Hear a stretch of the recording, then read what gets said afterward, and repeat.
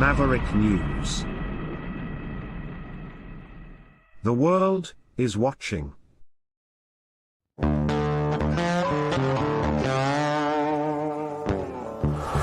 In a universe full of ideas, we draw lightness from the dark to a place where opposites attract.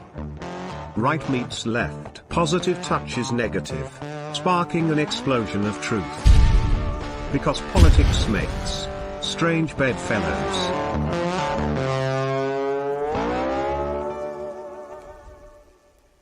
I have to highlight a few quotes from our chat room. These poor folks, these poor souls, are victims of the Qatari propaganda campaign. And there's a lot of it out there. These self-professed, self-described experts on the Kennedys. You're looking at one right here. I've been studying the RFK case. I'm a Kennedy historian. I've been studying that case since 1988. Probably long before some of you experts were born, when California opened up the files of the case and made them public. And I myself have gone back and forth on that case. I'm still not sure to this day what actually happened on the night of June 5th, 1968. Was Sirhan acting alone? I don't know. There is certainly evidence that points to a second gun. And Robert F. Kennedy Jr. wants the case reopened because the LAPD made a big mess of it back in 1968. There were a lot of leads that they should have followed, and they didn't. Their ballistics investigation was not one for the textbooks, to say the least. But to say that Sirhan Sirhan did not murder RFK is inaccurate. A jury convicted him. He's been sitting in prison for 55 years. The appeals court denied his appeal. Sirhan Sirhan confessed to the crime. He said, quote, "I killed Robert Kennedy with 20 years of malice aforethought. I did it for my country." And his country is Palestine. He had his reasons. He was very radicalized politically, and there is no doubt, and it cannot be argued otherwise, that Sirhan Sirhan stalked Robert Kennedy for months. He had a head full of steam about Israel, and he had his reasons, like I say. But he was there with a gun in his hand, and he was firing, and he hit 5 other people, innocent bystanders, who fortunately all lived. Senator Kennedy did not, and historians will debate until the cows come home whether or not it was Sirhan's gun that put the fatal bullet in Mr. Kennedy's ear. But there's absolutely no doubt, and Sirhan never denied it, why he was there, why he was angry at Senator Kennedy, and that he was a shootin' that night, my friends. Also, I'd like to address this comment. She has JFK-Israel relationship. So wrong! Children. I've been studying this case for 40 years. I've studied the Kennedy presidency inside and out. And I can tell you that despite what you heard on TikTok, despite what you heard on Twitter about the Dimona nuclear facility, and yes, JFK and Ben-Gurion did have a disagreement there, nonetheless, it never affected the special relationship between the United States and Israel, not on Kennedy's watch. He's the one who started the special relationship when he was sitting there meeting with Golda Meir in 1961. And much to her surprise, by the way, he offered that special relationship with Israel. He sold weapons to Israel for their self-defense when no other president had the cojones to do so. And then, of course, you've got the dummies out there, the anti-Semites who say, why, the Jews did it. The Jews did it. They killed JFK. They killed RFK, which is the craziest thing I've ever heard. Why? What motive could they possibly have to want to kill the most pro-Israel friendly president that they ever had? It just does not make any sense. People love to point fingers at the Mossad and say the Mossad did it. Evidence? They have none, because there is no evidence. And believe me, I've looked. It ain't there. There's no motive. There's no means. There's no opportunity. As for the Jews killing RFK Sr., he was a Christian, not a Muslim, Palestinian, who was forced to relocate during the Nakba of 1948. Relocated to Jordan, like so many Palestinians had to do. And I feel for Sirhan. He was indeed traumatized as a child. He lost a brother in that conflict. He saw the bombing of the Damascus Gate. He saw a man disemboweled by a bomb. That will radicalize you. Which brings us to where we are today, Rick. And what the rabbi said about the radicalization of young children. Can you blame them? You know, they say that every time Israel bombs Gaza, they create hundreds more terrorists. And there's truth to that. I have to ask you a question. Sure. Not long ago, you had a different view on Sirhan Sirhan.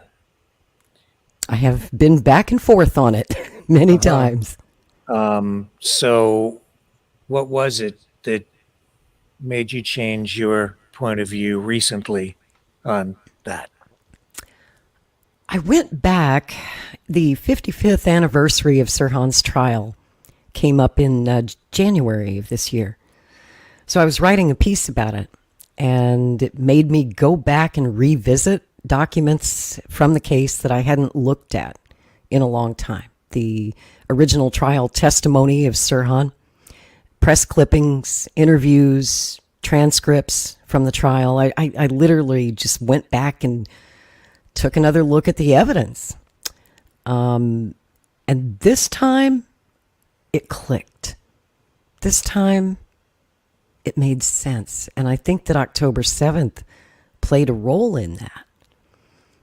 Because then I fully understood the reasons why Sirhan felt the way that he did about Senator Kennedy. It made all the sense in the world. I'm going to tell you something.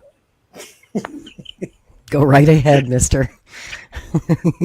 We did this show, you and I, with, I think it was Lisa Pease. Yeah, Lisa Pease. When I was sitting here listening to you guys talk, I thought, what were you really thinking? What was I was thinking, this is crazy talk. Yeah. A lot of it. Mind control, hypnosis, all these things. I was sitting there honestly thinking, this sounds like a lot of excuses and a lot of stretching. Really reaching on that one. She believes there were 3 shooters in the kitchen. She thought there were guns everywhere.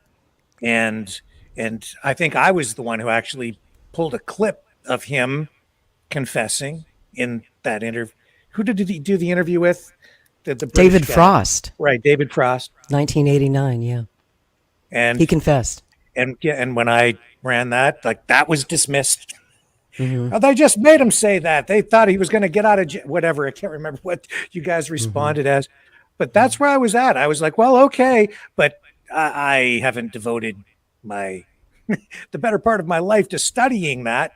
Like I have. But I was already where you're at. Yeah, I think you were. Yeah. And it's a process. It is. There is a lot of contradictory ballistics evidence.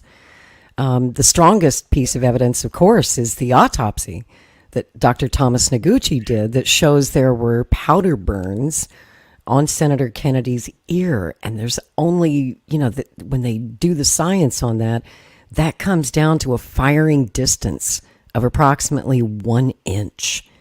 And yet there are so many witnesses in the pantry who say that Sirhan was, 3 feet away from Senator Kennedy in front of him, and yet the bullet entered from here. Now, that's where I have questions. But let's look at it this way, just to argue for the prosecution, for what it's worth. My camera right now is 3 feet away from me. Okay?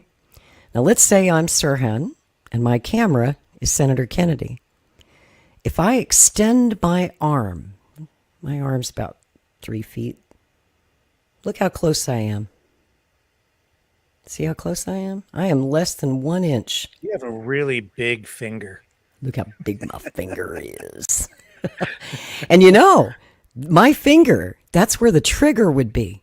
But the nose of the gun is going to extend a couple more inches past the end of the finger, okay? Because I'm triggering.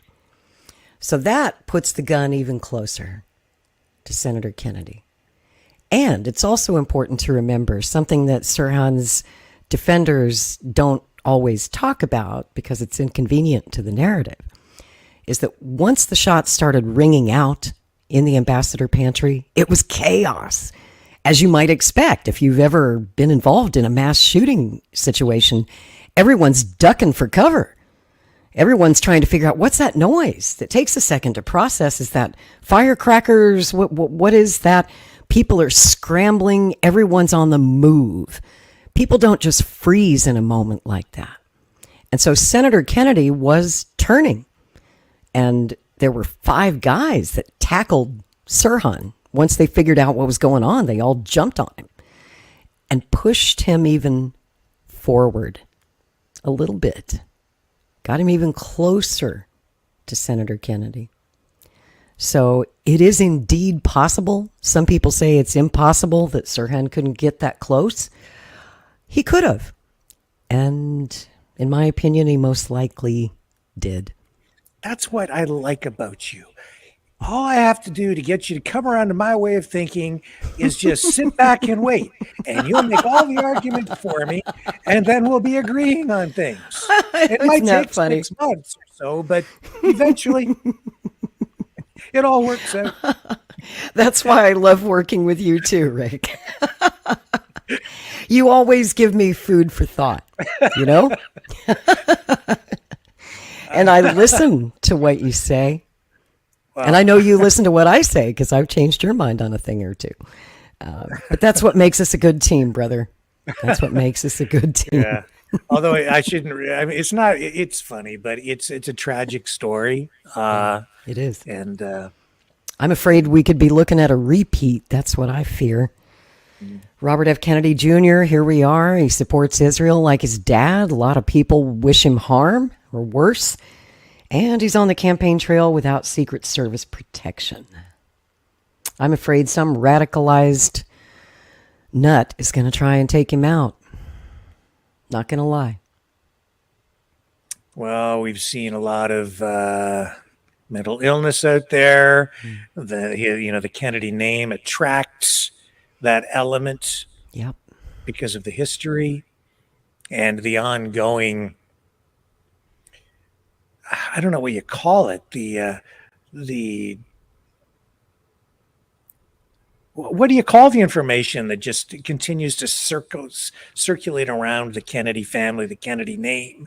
It's a mania almost, Mm-hmm. That has certainly in the QAnon movement. It's total maniacal stuff. Oh, yeah. Mm-hmm. Yeah. And then when you look at what's happened, I understand your concern, just the number of incidents where he has been his safety has been in jeopardy because of people trying to get close to him, sometimes with weapons. Obsessed with him, stalking him. Mm-hmm. Yeah. I don't know how many restraining orders the guy has against his own fans, but let's not forget that Sirhan Sirhan was a huge supporter of Robert Kennedy before he learned his position on Israel. That was the deal breaker for Sirhan that made him turn from a guy who loved Kennedy to a guy who hated him. And I've seen a lot of that towards his son over the last 5.5 months. Sometimes it's your former supporters that you have to worry about the most. And speaking of the Kennedy name, can I get your thoughts on George Magazine and Gene Ho, who currently owns it, and what has happened with that magazine? I occasionally get video clips sent to me with Gene Ho. So I've been looking at it a little bit. He's, I'm curious because you've studied, the assassinations, the presidency, the JFK. You knew John F. Kennedy Jr. I did. He was a friend. Who started George Magazine. Now it's in the hands of, I guess, Gene Ho. Something weird happened there a while back too, I think, with the ownership, right? Where he lost it and then got it back somehow. I'm just curious of what you're thinking about it.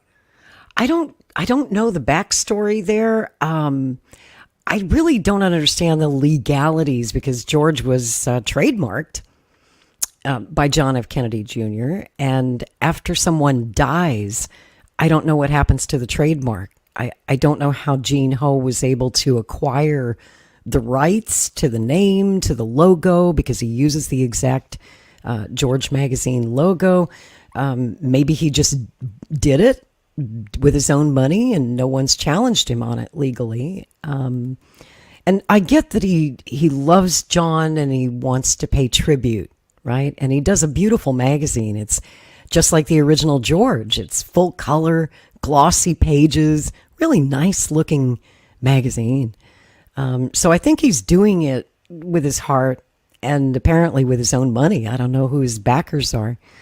But the problem that I have with Gene Ho is like so many of these QAnon nuts, he thinks that John F. Kennedy Jr. is still alive somehow, that he faked his death and that his wife Carolyn and her sister-in-law, or her sister Lauren Bissett, are somehow still alive and in some kind of witness protection program. And any day now, they've been saying for years that John F. Kennedy Jr. is going to emerge from the witness protection program and run as Donald Trump's running mate and all this crazy stuff. And, you and I talked about that here on the show last summer.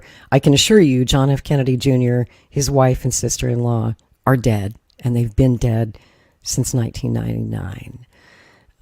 So I'm all for tributes to John. He was a beautiful person. George was a great magazine.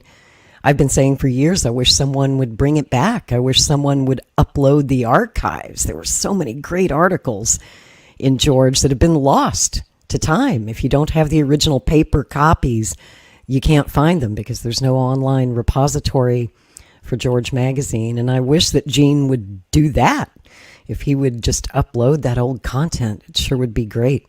So that a new generation of people could learn about John F. Kennedy Jr., and that we could stop trying to dig him up and just let him and his wife and sister-in-law rest in peace.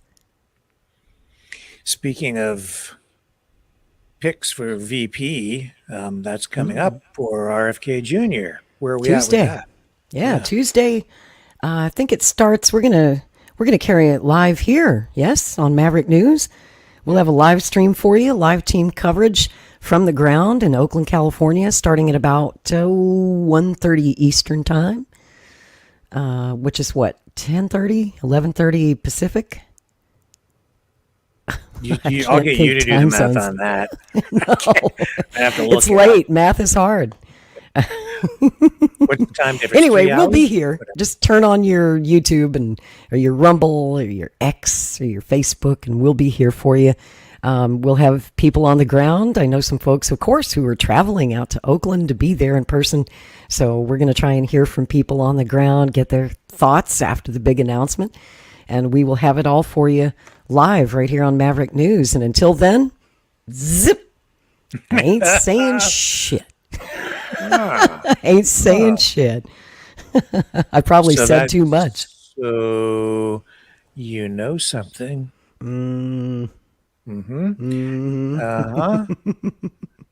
Okay. Okay. I know who it is. I know exactly what that means. Cool. I better leave it right there before I get fired. Remember, folks, you saw it, but didn't hear it here. Nope, you didn't hear nothing here. Didn't hear nothing here. Not a damn thing. Not a syllable. No, it wasn't us. It was not us. Well, you're just going to have to tune in and find out. See, this is how we tease you. This is how we get you to tune in on Tuesday. Yeah, I can't even say what I want to say now, because if I say what I want to say, I'm going to give it away. And you're going to get me fired. That's right. Don't do that. I'm not going to do that. Nope. Of course, she could be faking us out. It could be fake news. Uh-oh. It could be a psyop. You could be a Fed. You could be an infiltrator. Mossad. They're going to say I'm Mossad now. You're probably CIA all the way. They're going to say I've been, spewing Mossad propaganda and I'm getting paid by Israel and all this crazy stuff. By the way, I'm not Jewish. I've never been to Israel. I don't have any connection to the Mossad. Just let's put a stop to that rumor mill right now before it gets out of hand. Yeah. And, that's what they say about Kennedy, too, is that, they must have some Epstein dirt on him because that's the only reason he would be supporting Israel, right? And I'm like, are you forgetting the whole history of the Kennedy family?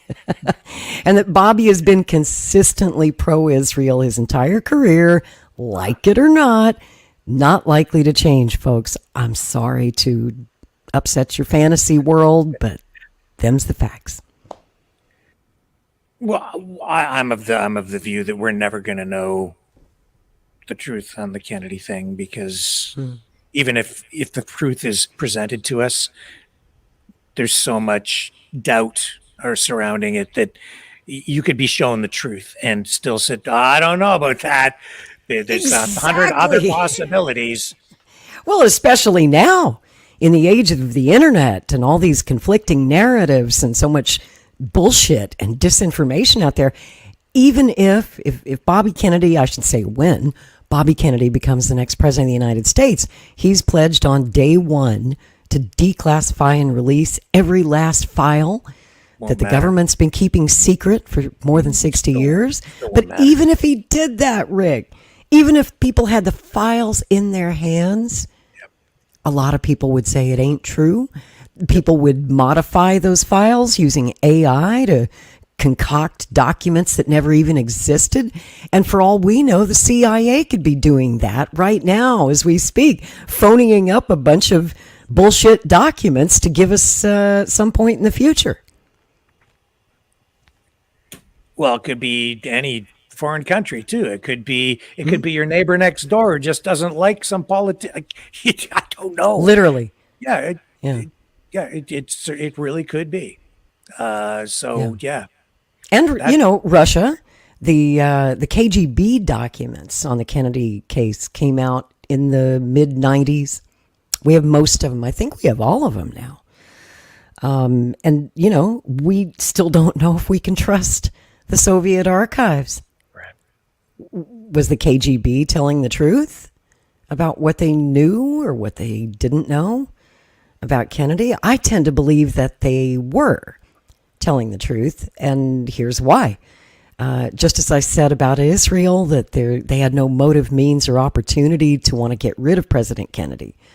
Why the hell would Soviet Russia, or even Cuba, want to get rid of President Kennedy? Because he was working on détente. He was probably the most friendly president that we had had to Soviet Russia and to Cuba. Towards the end of his presidency, he was, he did the nuclear test ban treaty. He was having regular back-channel conversations with Khrushchev, and they had forged a kind of friendship. It just didn't make any sense that they would want to get rid of the president who they had the best hope of ending the Cold War working with him. And he was telegraphing every signal that he wanted peace, that he wanted to work with Cuba and with the Soviets. So I just don't see any motive there. I don't know. I mean, I just came across a book about a month ago written by an ex-CIA guy who says that it was Russia. Oh, who was that? I know that book. Yeah, he was... he used to be a regular on Fox News. Yeah. I can't recall the guy's name. So I mean, so there you go. But he's an ex-CIA guy. And Just don't know. Yeah. Yeah, I mean, that's their favorite false sponsor story since November 22nd, 1963. Of course, the first info that they gave us about the suspect, Lee Harvey Oswald, was that he had been to Cuba, that he was in the Fair Play for Cuba committee, that he was a fan of Castro, and that he might have been an agent of Castro. But in 60 years, no one's ever been able to prove it. Well, nobody's been able to prove much of anything with that. So Exactly. that's the problem. That is the problem. In fact, and then that CIA guy is probably going to say that you're a Russian agent. So I get that one all the time. It seems like if I'm not being paid by Putin, I'm being paid by Netanyahu or Kennedy. And the fact of the matter is, none of those parties are paying me a darn thing. I work for the people. I've got 2 fans, count them, 2, who send me $5 a month. So thank you very much. But no, I'm not a paid propagandist for anybody. yeah, well, Kevin got demonetized on his YouTube channel the other day, which sucks. But I said, well, welcome to the club again. Welcome to the club. And I said, but you know what? Think of it this way: there's only one thing money can't buy: poverty. At least we have that and our self-respect. That's right. Nobody can accuse us of a grifting. That's what binds us to the truth, because we have no financial interest in telling you anything other than the truth as best we can ascertain it. And it's kind of like, well, when we had Billy Dees on last week, and he asked us a great question at the end of the show about journalism, and he said, do you think that it's the audience's fault? Do you think that people today don't really want objective, unbiased, straight down the middle news anymore like we used to get when we were growing up? And I think we all voted yes, that's what the public wants. They reward with donations and super chats. If you give them clickbait and you feed their fantasies and you get them all riled up and angry, that's what they want. And we do the opposite of that, or we try to here at Maverick News. And we're kind of old school. We were trained to be objective, to be fair. But most of all, and I always come back to David Brinkley, who was my hero, and his advice, which is golden advice for every journalist out there. Anyone who's studying journalism, maybe wants to be a journalist someday. You have one job. Don't do it. Don't do it, first of all. I wouldn't recommend it unless you like poverty. But you have one job, and that's to tell people what happened today. That's literally it. The best editor that I ever had when I was a young journalist would catch me editorializing sometimes in a story. And they'd send the story back with, the big blue pencil on it, crossing it out and saying, nobody cares about your opinion. Nobody cares. The reader doesn't care what you, the journalist, thinks. Just tell people what happened. As best you can ascertain. Facts evolve. New information becomes available. You update a story. But at the time you go live or the time you go to press, this is what happened as best we can figure out. Right? Except then came social media. And now anytime I tell anybody what I think, everybody seems to care a lot. So much that it's like a nuclear explosion in the chat, and then they phone and they scream and they yell. I think they care a lot sometimes. And they think they know the facts better than you do. Oh, yeah. Yeah. Well, they say, Rick, you just don't know. You need to educate yourself. And you're like, yeah, I've been doing this probably longer than you've been alive, kid. Sit down. Sit down. man. Give me a break. Yeah, you'd think I would learn, though, right? To just keep my mouth shut. That would be maybe the wisest thing. Impossible. Yeah, there you go. Impossible. I remember tonight, I asked, how late do you want to go? And you said, until I put my foot in my mouth. And I said, well, that won't take long. Yep, absolutely. Yeah, doesn't take me long to get there. Are we there yet? Oh, just look at the chat. Oh, yeah. Oh, yeah. Do we have some award winners, some Darwin Award winners here in our chat? I'm afraid to read anything online. Me too. I'm afraid to look. I'm afraid to look. Here we go. Here's a man. good one. Yeah, we are being deceived and sold untruths. It's a steady diet. No Defund kidding. sock boy, please. What does that mean? Sock boys? What is sock boy? Justin Trudeau? Fancy socks guy? Oh, must be Trudeau, Maybe. of course. He of the Maybe. fancy socks. Defund sock boy, please. Prayers for RFK Jr. Thank you, Cindy. Pray for him every single day. You know, we actually do have in the Kennedy Volunteer group on Twitter, if you use Twitter Spaces, every Sunday morning, people of faith come together, and there's a Twitter space that's for people of faith to pray for Bobby Kennedy's safety. And I hope that some of you might join us for that. But I knew him. We have had Lisa Pease, who wrote the book A Lie Too Big to Fail. We've had her on the show twice, right? Some pretty long interviews with Lisa about her book, about the RFK case. And, I love Lisa, and I don't want to say anything to hurt her feelings. But from an objective standpoint, and I do have to be honest as a journalist, Lisa, if you check out her tweets, she's very pro-Palestine, fanatically anti-Israel, and her research she's human like the rest of us. Her research is colored and influenced by her personal beliefs, which is a danger that every journalist, every researcher has to be careful about when we let our personal feelings on a subject affect our ability to reason and to evaluate evidence fairly. And I should also point out that she's directly tied to Sirhan's defense team. She works with his lawyers. She works with his brother Munir, and she heads up the Free Sirhan movement. So obviously she's not impartial on this case. Me, I've been back and forth with it. Changed my mind more times than I can count. Don't change it again, because I like it where you're at. Do you? Yeah, I'm more comfortable with it. It doesn't blow up my world when you're no. So it's just easier for me to accept it. Well, the other one, I was kind of like, oh, I don't know, maybe I'm having a hard time with this. You were a hard sell, Rick. I remember. You were a hard sell on conspiracy. It's an easier sell, and it always has been to the public. Since the 1960s, more people were willing to believe that a conspiracy was afoot in the murder of President Kennedy, JFK, because so much of that just smelled to high heaven from day one. Something wasn't right. But in the case of RFK, the majority of the American people then and now do believe that Sirhan is guilty, that he done the deed. That one has not been as easy a sell on the conspiracy thing, because there's just too much evidence that he done it.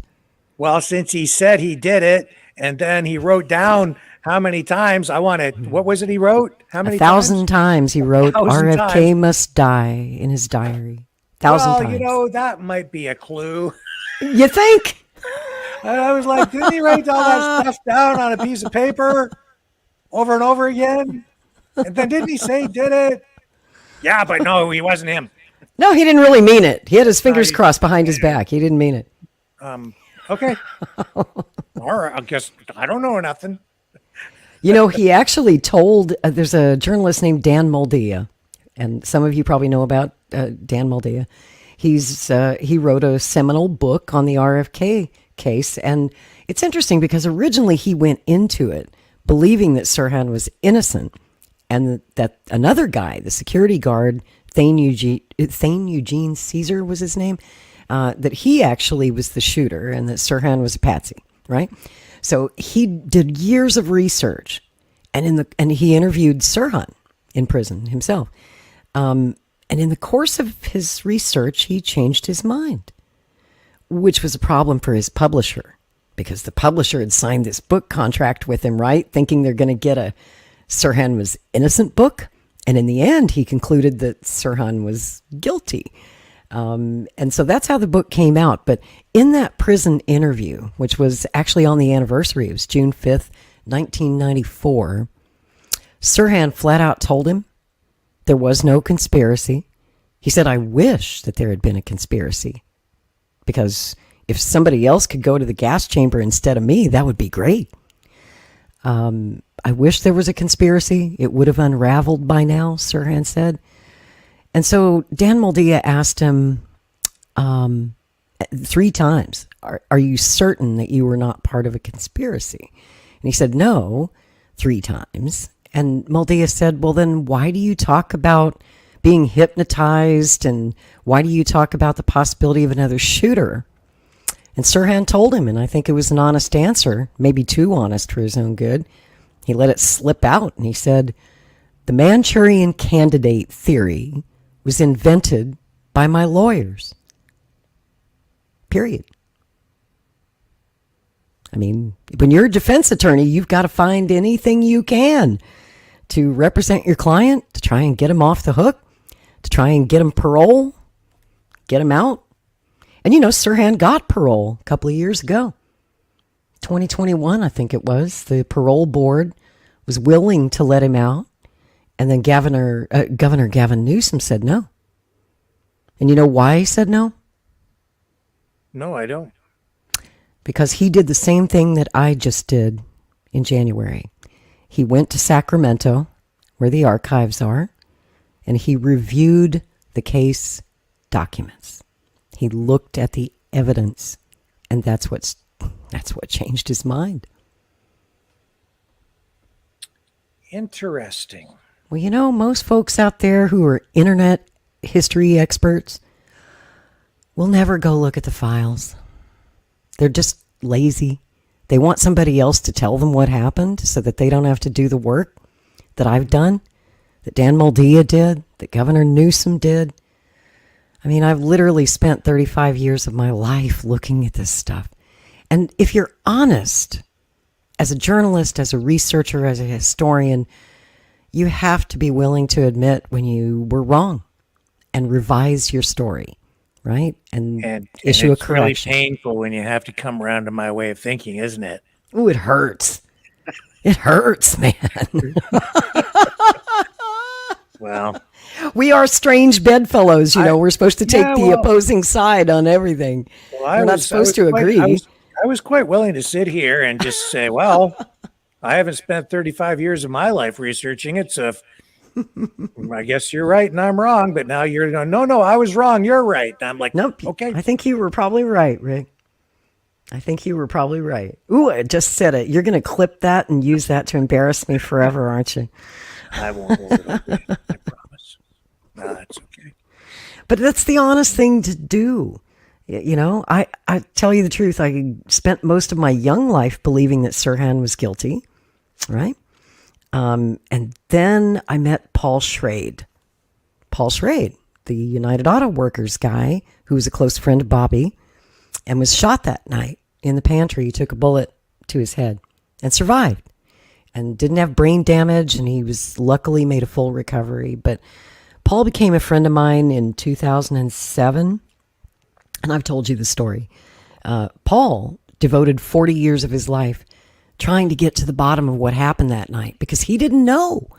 I mean, he was one of the first people shot, and when that bullet hit him, it knocked him out.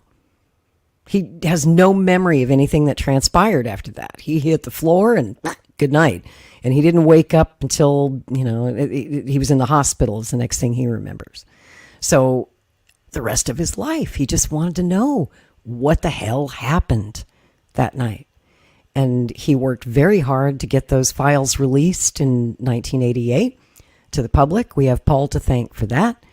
And Paul could be wrong too. Paul changed his mind several times over the course of his research. I think if you're an honest researcher, you can admit that you were wrong. You don't have to be married to your pet theory.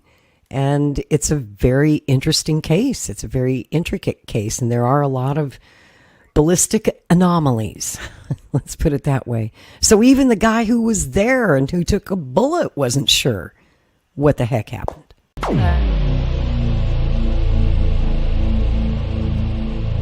This has been a Maverick Multimedia production.